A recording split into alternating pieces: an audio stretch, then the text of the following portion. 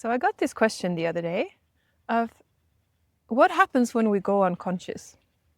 Because non-duality suggests that consciousness is primary. It is the fundamental building block of the world and ourselves and everyone and everything in it. So how do we explain, or from the non-dual perspective, how do we make sense of people going unconscious? Well, I don't have the answer, but I'd love to share my perspective on it, and maybe it's helpful for you, or maybe you have a different perspective. Then please feel free to share in the comment section. Yes. Unconsciousness.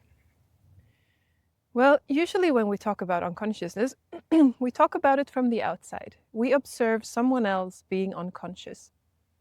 And what we usually mean is that they are non-responsive. But we call it unconsciousness, and I don't argue with that. I don't see that as a problem, but we might mean different things with unconsciousness when we talk about it in everyday life and what we mean when we talk about consciousness in non-duality. Because what we mean with consciousness within non-duality, or what I mean with it, is the ability to notice experiences. Consciousness itself is not responsible for experiences arising or not. It is just the field or the force capable of noticing whatever might come up.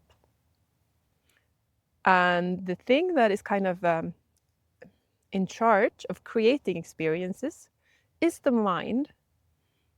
And the mind is built up by consciousness, but it's consciousness being, I guess you could say, folded in a certain way that makes it unique for that specific individual, for me and for you. And the mind is the structure that creates experiences for consciousness to notice. So when we from the outside say that someone is unconscious, what we mean is that they don't seem to respond through their sense perceptions. When we call their name, or when we poke them, you get no response from them. So maybe a more accurate way to describe it from a non-dual perspective would be to say that they're going unresponsive. Or maybe you could even say that they're going unmind. Their mind is no longer producing experiences from stimulation, from sound, or from shaking the person. And maybe the unconsciousness is even so deep so that the person isn't even forming memories anymore. They can't remember what happened during these 5 minutes of them not being responsive. But that doesn't mean that consciousness weren't there, that they somehow lost consciousness. Because non-duality suggests that we are consciousness. We can't lose what we are. So consciousness, even though the person is fainted, consciousness is still there to register if anything shows up. And in many cases, it's even so that even though the person is unconscious or is fainted, they are still having experiences. They might be somewhere, this has been my experience the few times I've fainted. I've gone somewhere else. It's almost like a dream. So things are happening, but I am somewhere else. It's like I'm dreaming. I was away in a different world, and then it was like I woke up again. So for me, it was clear consciousness did not get lost, but my ability to register the world, that was lost. But for me, the ability to form memories stayed.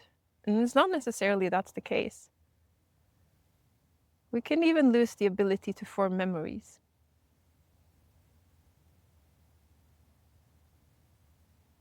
So how do we know that people are conscious, even though they are unresponsive? Well, we can't know that for sure.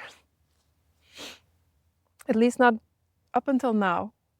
But what has been done is that, for instance, they have done studies where I'll say they've done studies. I don't actually have a reference to it, so shouldn't say that.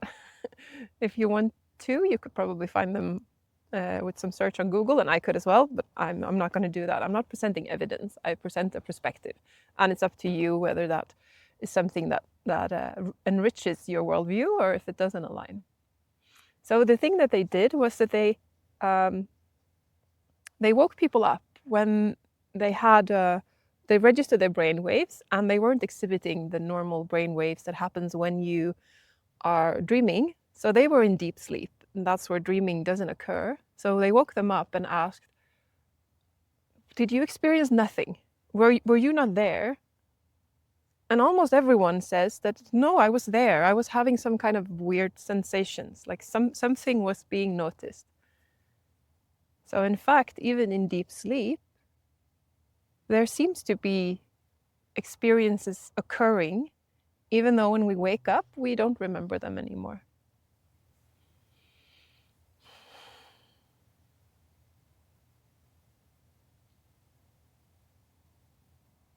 And even people who have near-death experience, they are absolutely unconscious from an outside perspective. They can come back, when they come to life again, they can tell stories of how they've, well, I don't want to put the words right now. I would be making it up and that wouldn't seem fair. But they have experience that seem divine, that seem otherworldly. And whether those are true or not, I leave that unsaid. But the thing is that they did have experiences. They were not, to themselves, losing consciousness. They were losing contact with the world. Yeah. So going unconscious doesn't necessarily mean losing consciousness. It more means losing mind. Yeah. And if you're new to my channel, then warmly welcome, or coldly welcome, perhaps. My name is Josephine, and right now I'm in Sweden in January, and we had lots of snowfall. Yeah, and if you're a regular viewer, then warmly welcome back. And if you want more of this content, then I'm always here. You just need to subscribe, and I'll pop up in your feed. Thank you for sharing this moment with me, and I'll see you next time.